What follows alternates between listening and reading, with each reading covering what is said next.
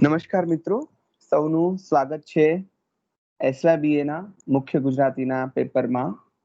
મધ્યકાલીન Gujarati સાહિત્યનું paper આપણે ભણી રહ્યા છીએ અને એ પેપર અંતર્ગત આપણે જે કેટલોક અભ્યાસ કર્યો છે મધ્યકાળનો, એ મધ્યકાળમાં કેટલીક કૃતિઓ જે આપણને ભણવાની આવી છે, એ કૃતિઓમાંથી આજે એક વસંત વિલાસ નામે કૃતિનો અભ્યાસ આપણે બધા કરીશું. મધ્યકાળ એટલે એવો સમય કે જે સમયમાં તમે બધા જાણો છો તેમ મોટે ભાગે ધર્મરંગી સાહિત્ય આવ્યું છે. ધર્મરંગી સાહિત્ય, ધર્મ પ્રધાન સાહિત્ય,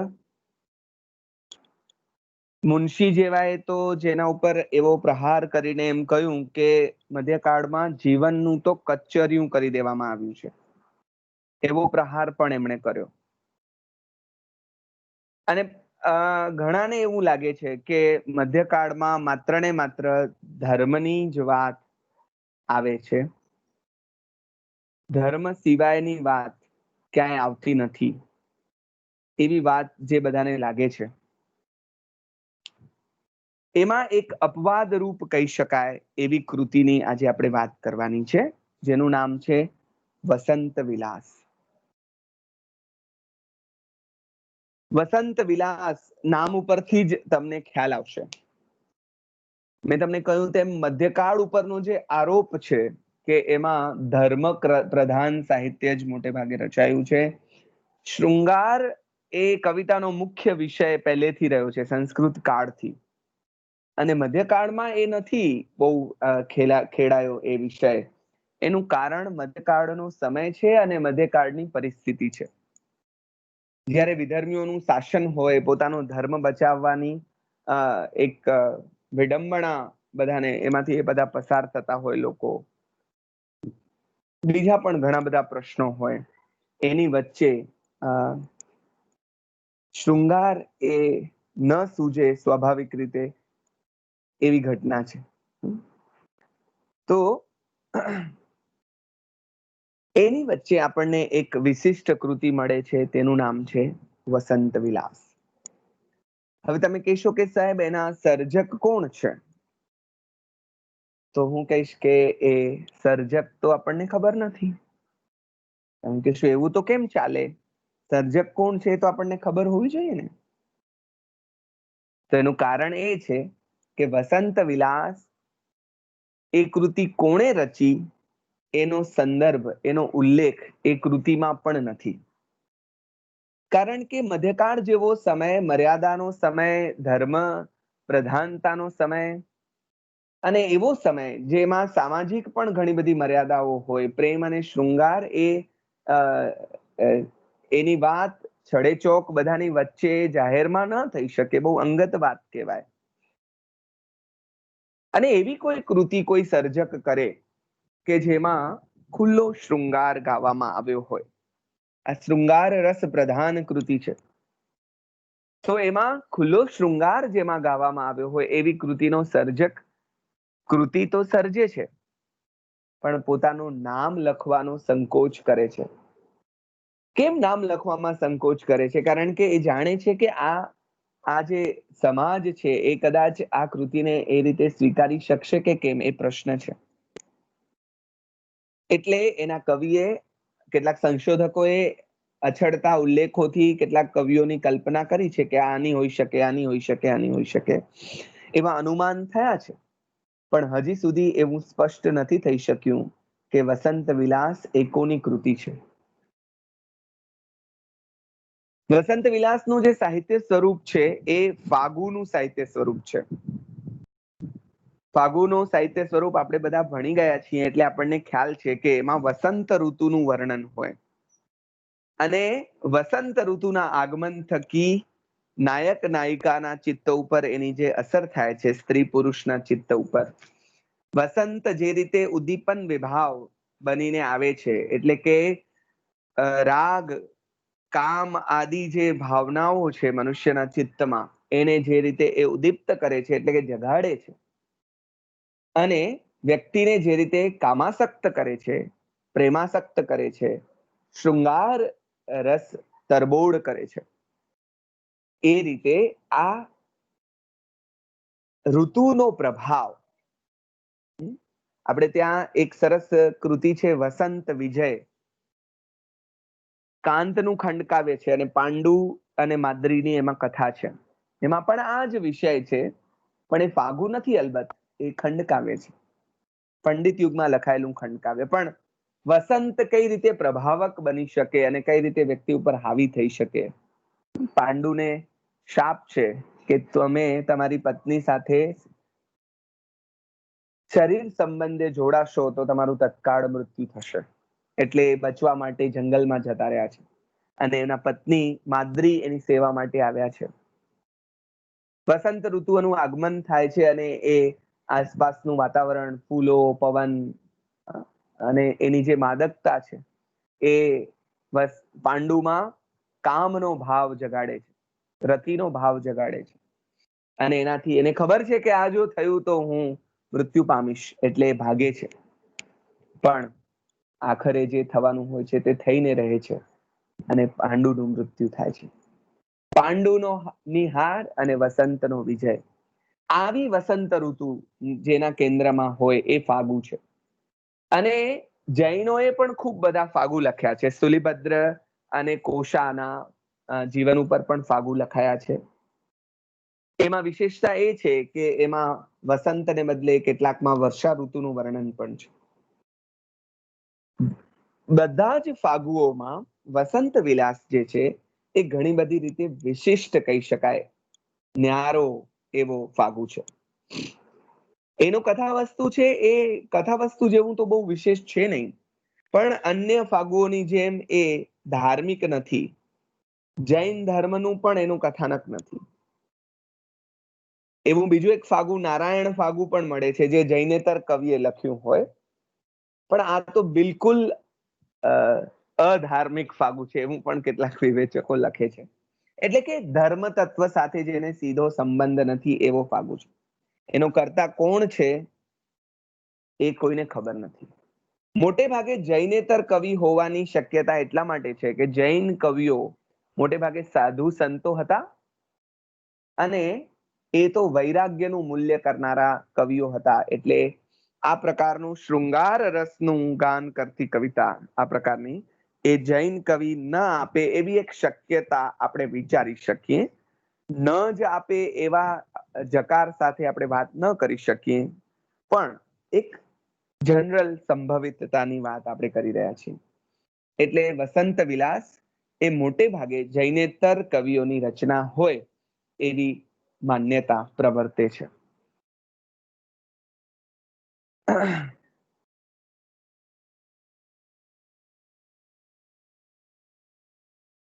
એની વાત કરીએ તો મધ્યકાલીન ગુજરાતી સાહિત્યનું આ ઉત્તમોત્તમ ફાગુ કહેવાયું છે, સૌથી શ્રેષ્ઠ.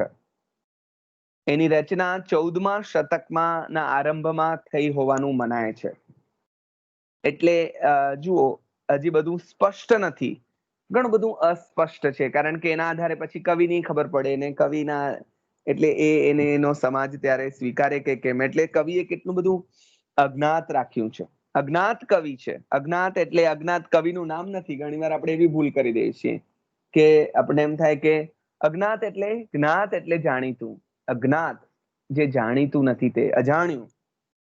કવિ અજાણ્યા કોઈ કવિ છે અને જેની આપણને પણ ખબર નથી, કોઈને ખબર નથી. હજી વિવેચકો, સંશોધકો પણ એ શોધી રહ્યા છે, ઘણા પ્રયત્નો કર્યા અને અનુમાનો કર્યા છે, પણ હજી ઠોસ એ મુદ્દા ઉપર આવી નથી શક્યા. તો જેમાં વસંત ઋતુનું વર્ણન છે એ તો ફાગુ છે એટલે સ્વાભાવિક હોય, અને વસંત ને કેન્દ્રમાં રાખીને લખાયેલા આવા ફાગુઓ એ શૃંગાર કાવ્ય છે. આપણે ત્યાં 8 રસ જે કહેવામાં આવ્યા છે, આ મૂળ સ્થાયી ભાવ, તમે લોકો જ્યારે ટીવાયમાં આવશો ત્યારે તમે રસનો સિદ્ધાંત આચાર્ય ભરતે જે પ્રસ્થાપિત કર્યો છે એ ભણશો અને એમાં તમને ખ્યાલ આવશે કે કઈ રીતે રસ નિષ્પત્તિની પ્રક્રિયા થતી હોય છે. એમાંથી કવિતામાં સૌથી પ્રસિદ્ધ જે રસ છે એ શૃંગાર છે, વીર છે, કરુણ છે. એ 3-4 રસમાંથી શૃંગાર સૌથી પ્રસિદ્ધ એવો રસ છે. એટલે આ શૃંગાર રસનું કાવ્ય છે. વસંત વિલાસના કેટલાક લક્ષણોની જો વાત કરીએ તો કૃતિનો આરંભ સરસ્વતીની સ્તુતિથી થયો છે. આપણે આગળ જોયું છે તેમ મધ્યકાળની એ પરંપરા રહી છે કે મધ્યકાળમાં જે પણ કોઈ કૃતિ હોય એ કૃતિ સર્જનની પ્રક્રિયાને પણ એ એક શુભ કાર્ય ગણે છે બધા. એટલે શુભ કાર્યની શરૂઆત મંગલાચરણથી થાય. તેમ અહીંયા પણ મંગલાચરણ થયું છે.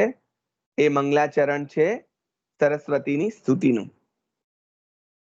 પછી નાયક કે નાયિકા તરીકે જૈન ધર્મની કોઈ વ્યક્તિ ન હોવાથી જૈનેતર હોવાનું વધારે ની શક્યતા રહે છે. આમાં કોઈ મોટે ભાગે જેમ કે મેં તમને કહ્યું એમ સ્થૂલીભદ્ર અને કોશા, મારું એક લેક્ચર પણ એના વિશે છે, એના આધારિત તમે મારી યુટ્યુબ ચેનલ પર એ જોઈ શકશો. તો એના ઉપર તો ઘણા જ ફાગુ લખાયા છે. સિરિથુલીભદ્ર ફાગુ, નેમિનાથ અને રાજીમતી નામના જૈન પાત્રો છે, એના ઉપર પણ ખૂબ બધી ફાગુ રચનાઓ થઈ છે. એ જે પ્રણય યુગલો છે, નેમિનાથ અને રાજીમતી, નેમિનાથ ચતુષ્પદિકા, નેમિનાથ ભગવાન એ જે એમના તીર્થંકર થયા જૈન પરંપરામાં, એના ઉપર. અને સ્થુલીભદ્ર નામે બહુ મોટા સાધુ થયા, પણ એ પહેલા એ કોશા નામની ગણિકાના પ્રેમમાં હતા, અને જે રીતે એમનો પ્રેમ અને બધાનું આલેખન એ કરવામાં આવ્યું છે. પણ અહીંયા એવું નથી, એટલે આપણે સમજી શકીએ કે આ જૈન ફાગુ નથી. આ કૃતિ કે એના સર્જક જૈનેતર હોવાની વધારે શક્યતા છે. એટલી આપણે થોડી સ્પષ્ટતા ઉપર આવીએ છીએ. યમક સાંકડી ના 84 દુહામાં વચ્ચે વચ્ચે શ્લોક મૂકીને આખી કૃતિ રચાય છે. બહુ લાંબી અને દીર્ઘ કૃતિ નથી, 84 જ દુહા છે. વચ્ચે વચ્ચે ક્યાંક નાના મોટા શ્લોક છે, પણ મોટે ભાગે 84 દુહા છે, અને એની વચ્ચે સંસ્કૃત શ્લોક છે થોડા. એટલે નાનકડી કૃતિ છે, પણ નાનકડી કૃતિમાં શૃંગારનું ભરપૂર વર્ણન. એના વિશે જયભાઈ વસાવડાએ પણ એક સરસ લાંબો લેખ સ્પેક્ટ્રોમીટર જે એમની કોલમ આવે છે એમાં કરેલો. તમને ક્યાંથી મળે તો જરૂર વાંચજો. બીજા પણ ઘણા બધા વિવેચકોએ આ કૃતિ વિશે ખૂબ બધું લખ્યું છે. આપણા સંશોધકો વિવેચકોએ પણ. બધાની બહુ જ પ્રિય એવી આ કૃતિ છે, કારણ કે વિશિષ્ટ એવી આ કૃતિ છે. બીજી એક વિશેષતા જે આ કૃતિની છે તે એ છે કે આ કૃતિમાં કોઈ એક નાયક કે નાયિકા નથી.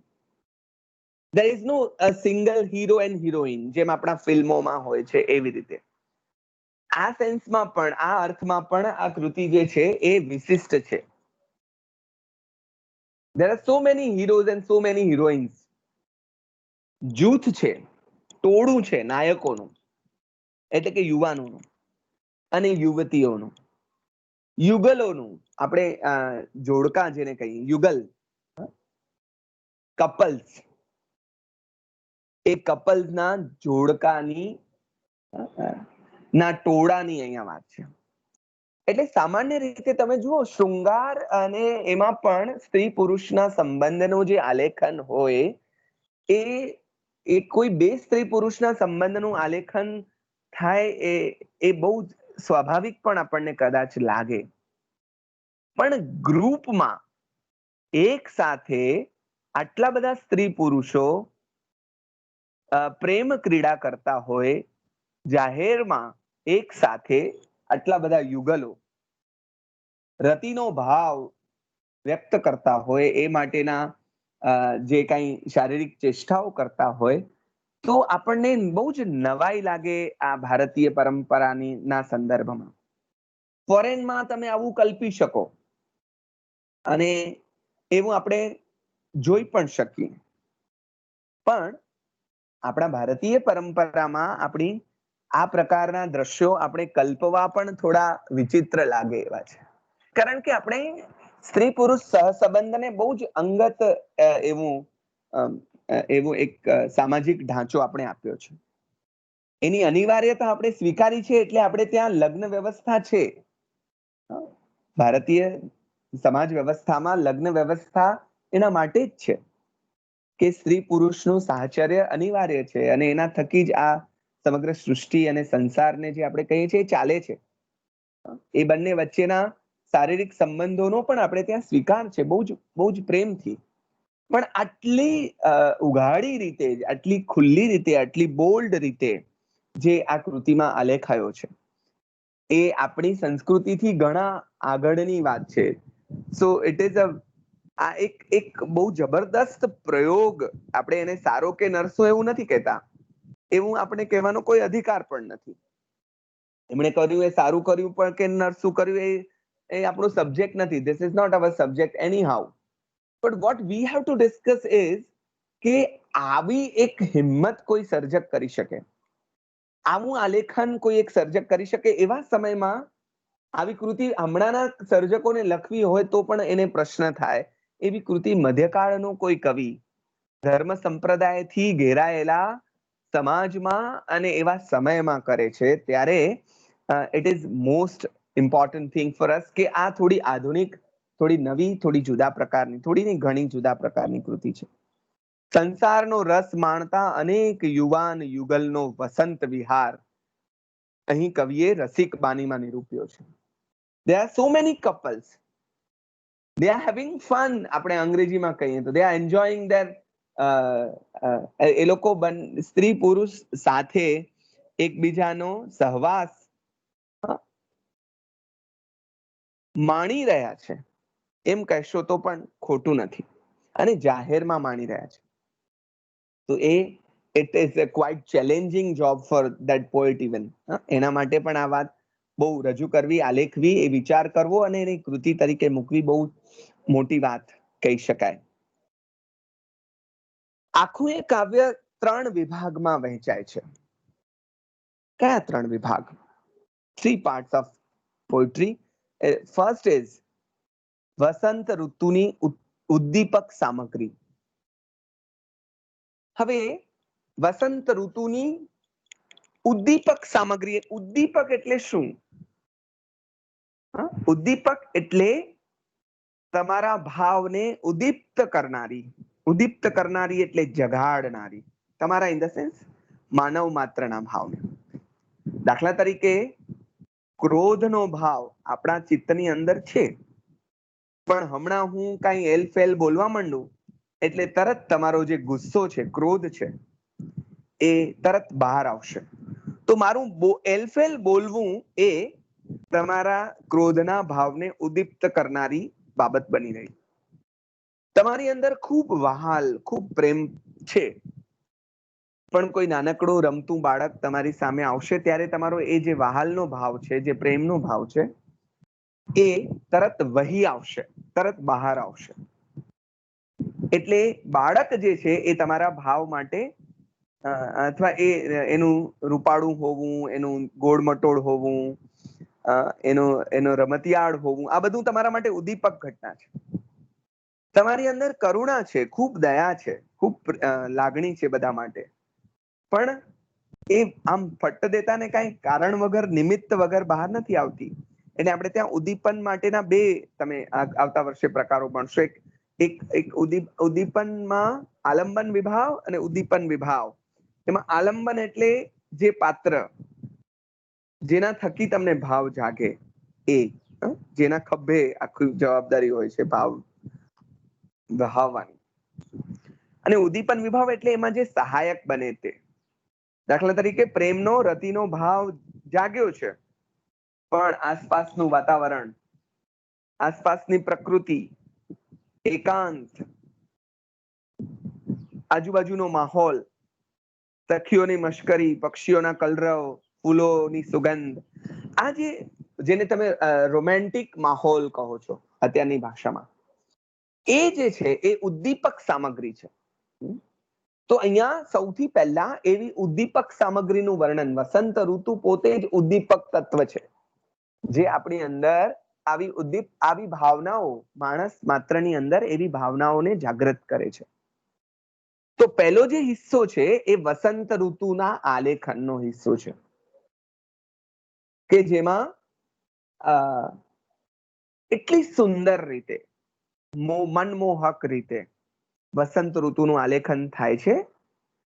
હવે એની અસર તળે બીજો હિસ્સો, બીજો વિભાગ જેને આપણે કહી શકીએ, હવે એની અસર નાયિકાઓ ઉપર થાય છે. વિરહિણી નાયિકાઓ છે.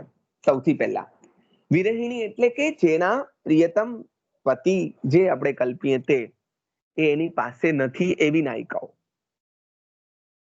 એટલે શૃંગારના બે પ્રકાર આપણે ત્યાં આલેખવામાં આવ્યા છે. એક છે વિપ્રલંબ શૃંગાર અને બીજો છે સંયોગ શૃંગાર, અથવા એને કહેવાય છે સંભોગ શૃંગાર. આપણે સંયોગ શૃંગાર એવો શબ્દ પ્રયોજીશું. તો વિપ્રલંબ શૃંગાર એટલે જ્યારે નાયક નાયિકા એકબીજાથી દૂર છે અને પ્રેમનો ભાવ જે અનુભવે છે, અને જે પીડા એ પ્રેમ એમને આપી રહ્યો છે. વિરહી છે બંને, વિરહિણી અને ઓલો વિરહી, નાયક અને નાયિકા બંને એકબીજાથી દૂર છે, ત્યારે જે શૃંગાર આલેખાય છે એકબીજાની યાદમાં, સ્મૃતિમાં, વિરહમાં, એની પીડા રૂપે, એ વિપ્રલંબ શૃંગાર છે. આવા શૃંગારની ના દુહા આપણે ત્યાં સિદ્ધહેમ શબ્દાનુશાસનમાં હેમચંદ્રાચાર્યજીએ પણ આલેખ્યા છે. વયસુ ઉડાવંતી દિઠ્ઠૌ નામનો જે દુહો છે એ આ પ્રકારનો દુહો છે. તો વિરહિણી એની ઉત્તપ્ત દશા, એક તરફ એની અંદર આ વસંત ઋતુના પ્રભાવથી રતિનો ભાવ જાગૃત થયો છે, અને મુશ્કેલી એ છે કે એને સંતુષ્ટ કરનાર એનો પ્રિયતમ કે એનો પતિ એ એની પાસે નથી. એટલે એની જે દશા છે, એની જે આ વિચિત્ર અવસ્થા છે, એ પણ આખી કવિતામાં બહુ જ આકર્ષક ઢંગમાં આલેખાય છે. અને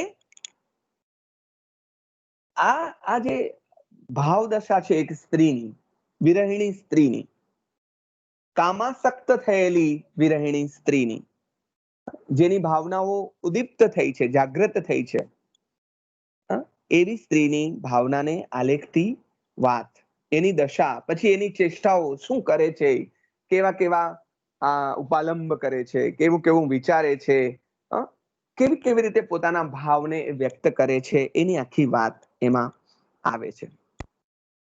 ત્રીજી જે વાત એમાં પછી ક્રમમાં વિકાસ થતા આવે છે. એટલે જો તમે સ્ટેપ બાય સ્ટેપ આગળ વાત ચાલી છે. વસંત ઋતુ, એનું આગમન, એનું આલેખન, એનો પ્રભાવ, પછી સ્ત્રીના માનસપટ ઉપર એનો જે પ્રભાવ પડે છે, અને એની ઉદીપ્ત થતી લાગણીઓ, જાગૃત થતી લાગણીઓ, એમાં એની જે વિચિત્ર અવસ્થા થાય છે એની વાત, અને છેલ્લે ક્લાઇમેક્સ હવે આવે છે, પ્રિયતમની પ્રાપ્તિ અને પ્રેમ વિલાસ. જે વિરહિણી નાયિકાઓ છે, એટલે આ માત્ર વિપ્રલંબ શૃંગારની કવિતા નથી. અહીંયા વિપ્રલંબ શૃંગાર અને સંયોગ શૃંગારનું બંનેનું સંમિશ્રણ છે. વસંત, એનો પ્રભાવ, વિપ્રલંબ શૃંગાર, અને હવે ત્રીજા તબક્કામાં આવે છે સંયોગ શૃંગાર. વિરહિણી નાયિકાઓ જેના પતિ પરદેશ ગયા છે અથવા તો બહાર ગયા છે, અને અત્યારે એમને જ્યારે આ ભાવ જાગૃત થયો છે ત્યારે એમની પાસે નથી, એની ભાવદશાનું આલેખન કર્યા પછી સર્જક ત્યાં જ વાત અટકાવી દેતા નથી. મેં તમને કહ્યું તેમ હવે જે થાય છે તે બંને, એટલે કે પ્રિયતમ પ્રિયતમાનું મિલન, હવે આગળની વાત આવે છે.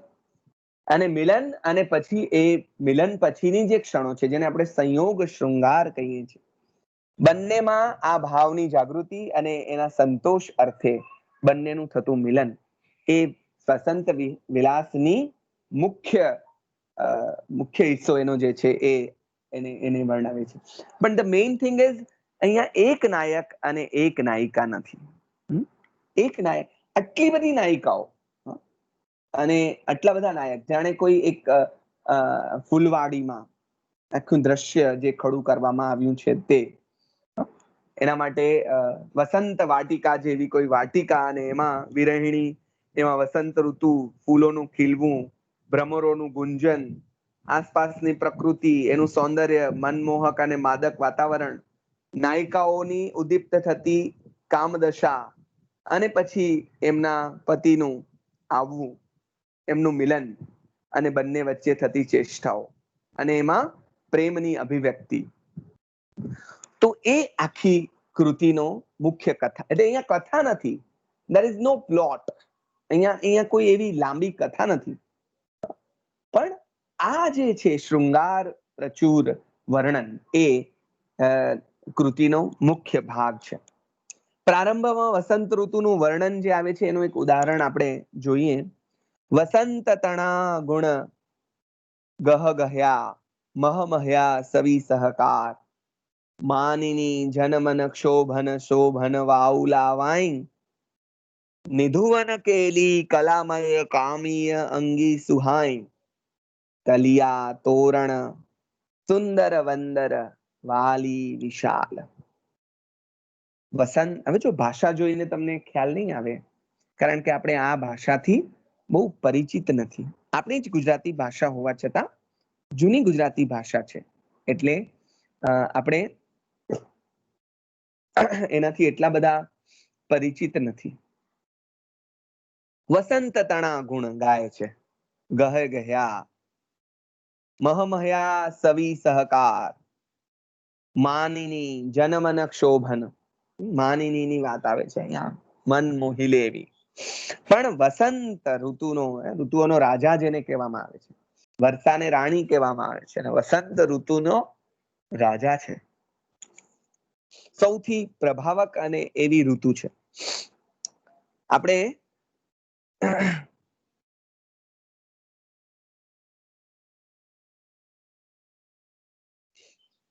વસંતના ગુણ ખીલી ઉઠ્યા છે અને સર્વ આંબા મોરથી મગમગી રહ્યા છે. જો વસંત ઋતુ એવી કે જેમાં આંબે મોર આવે, એટલે કે નવા ફળ હવે આવવાના છે, અને એની સુગંધ જોરદાર, એ પણ પાછી એમાં પણ કામુકતા છુપાયેલી છે. માનીની સ્ત્રીઓના મનને ખળભળાવનારા સુંદર વાયુ વાઈ રહ્યા છે. યુવાન અને માનિની, આ માનિની શબ્દ તમને નળાખ્યાન સુધી લઈ જાય, જો તમને નળાખ્યાન કૃતિનો પરિચય હોય તો. સુત ભીમક તનયા રૂપ બનયા રસાલી રંગ પૂર્ણમ નરાંગના દેવાંગના માનિની માન ચૂર્ણમ જાલ જલકિત રત્ન ચલકિત ભૂપત નામન લોભયમ નરાંગના દેવાંગના. તો આ જે માનિની સુંદર અને મનમોહક એવી સ્ત્રીઓના મન જેણે ખળભળાવી નાખ્યા છે, એવા પવન વાઈ રહ્યા છે. જો પ્રકૃતિનો પ્રભાવ કઈ રીતે પડે છે, અને સુરત ક્રીડાથી થાકી ગયેલા કામીજનોના અંગમાં સુખ ઉપજાવે છે.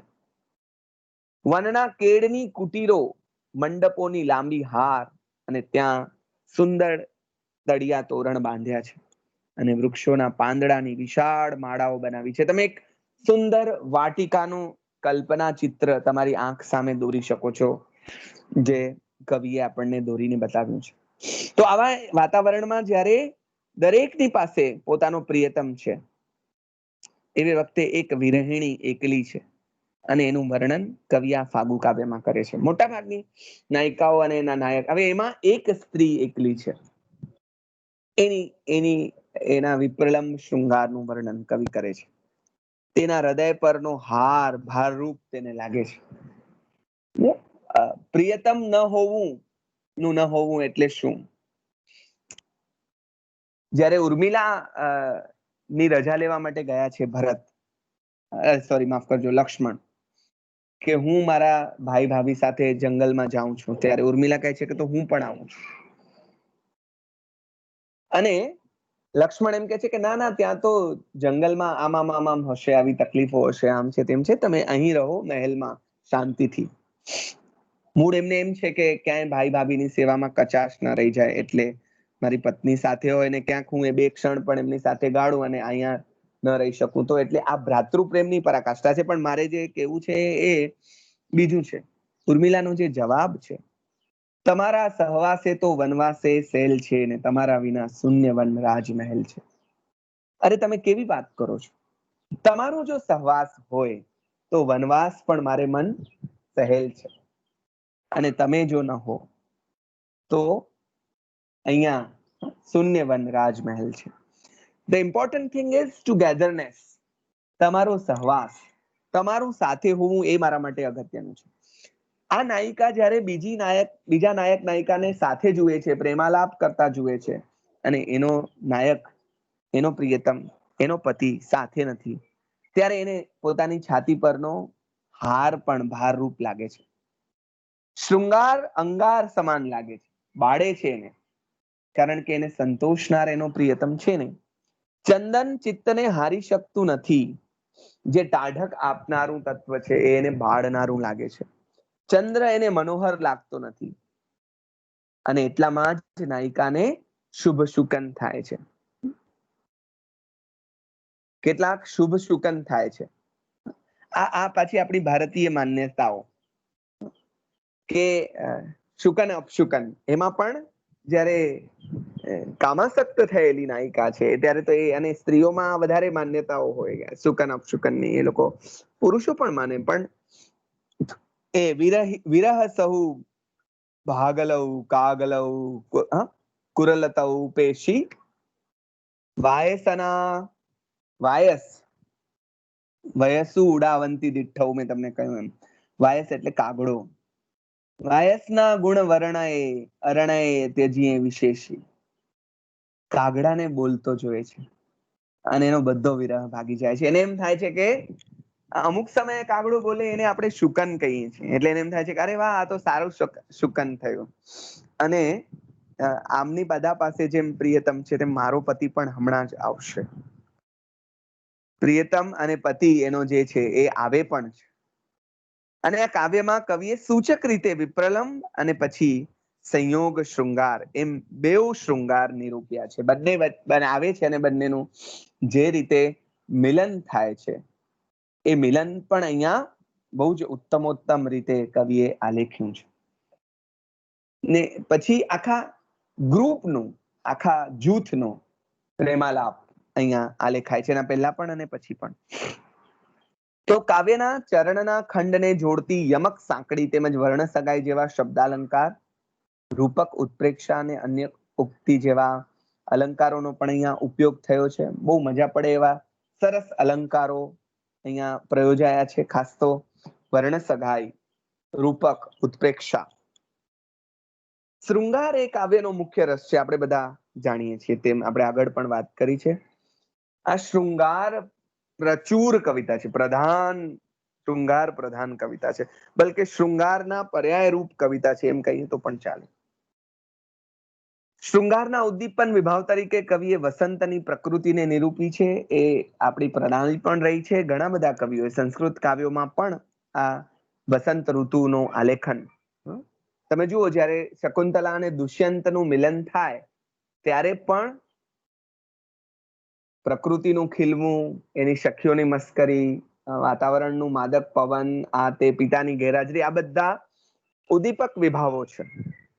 અને પછી આખું શૃંગાર કાવ્ય તો છે જ, પણ સાથે સાથે આપણે ઋતુનું કાવ્ય પણ કહી શકીએ. ઋતુ કેવી રીતે માણસ ઉપર પ્રભાવ પાડી શકે એની આખી આ કવિતા છે. અહીં કોઈ જ ધર્મનું કોઈ જ વળગણ નથી, એટલે આ એ રીતે ધર્મ મુક્ત કવિતા છે.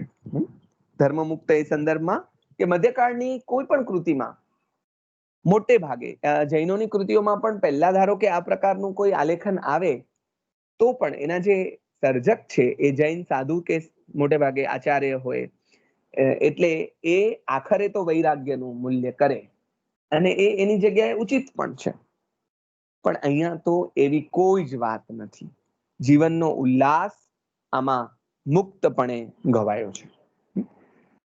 આપણે સામાન્ય રીતે આપણે કામને, રતિને ની થોડી એટલે એની વાત કરતા પણ છોછ અનુભવીએ છીએ. એમાં આપણી ભારતીય માનસિકતા પણ કામ કરે છે. પણ એ પણ it is also part of our life. એટલે આપણે ત્યાં ધર્મ, અર્થ, કામ, મોક્ષ, એને માનવ જીવનના 4 મુખ્ય સ્તંભ કહેવામાં આવ્યા છે. એ આપણી સંસ્કૃતિમાં એનો કેટલો સ્વીકાર છે એ તો તમે વિદિશાના માં તમે ખજુરાહો વગેરેના મંદિરનો ના નિબંધો વાંચો તો તમને ખ્યાલ આવે કે જ્યાં રતિશિલ્પો પણ છે, મંદિરની અંદર રતિશિલ્પ હોય એટલે શું, એ કેટલી હદે આપણો ભારતીય સમાજ આ બધાનો સ્વીકાર કરતો હશે એની આપણને પ્રતીતિ થાય છે. તો અહીંયા જીવનનો ઉલ્લાસ મુક્તપણે ગવાયો છે અને મધ્યકાળ ઉપર જે આરોપ હતો એને એમાંથી મુક્ત કરાવવા માટે જાણે આખી કૃતિ સર્જાઈ હોય એવું આપણને લાગે. એની રચના 1400 વિક્રમ સંવત, ઈસવીસન નહીં હા મિત્રો, વિક્રમ સંવત 1422 થી 1450 ની આસપાસ કોઈ અજ્ઞાત કવિએ કરી હોય એવી આપણે કલ્પના કરી શકીએ છીએ, એવી એક માન્યતા પ્રવર્તે છે. એટલે આ સમય દરમિયાન આ કૃતિ સર્જાઈ હોય એનો અંદાજ મળે છે. એકાદ બે કોટેશન એના વિશેના જોઈએ તો વસંત વિલાસ હૃદયનો રાગ, એનું માધુર્ય, એનું પદલાલિત્ય સર્વ કાંઈ મનોહર છે. હૃદયનો રાગ, એમાં પ્રેમની વાત છે અને મધુર વાત છે, મધુર એની પદાવલી પણ, એનું પદલાલિત્ય પણ એવું સુંદર છે. કેશવ હર્ષદ ધ્રુવ એમ કહે છે કે વસંત વિલાસ ચમક ચમક થતી ચાંદરણીના જેવું કાવ્ય છે. ચમક ચમક થતી ચાંદરણીના જેવું કાવ્ય. મધ્યકાળની એક જુદા જ પ્રકારની અને સ્વાભાવિક છે કે માનવીય વૃત્તિઓને આલેખતી આ કવિતા છે, એટલે માણસને વિશેષ આકર્ષવાની. તો એ પ્રકારે આ કૃતિ બધી રીતે વિશિષ્ટ બને છે. આમ નાનું પણ આ કાવ્ય તત્કાલીન ભાષા ભૂમિકાનો પણ એક ઉચ્ચ કોટીનો નમૂનો છે.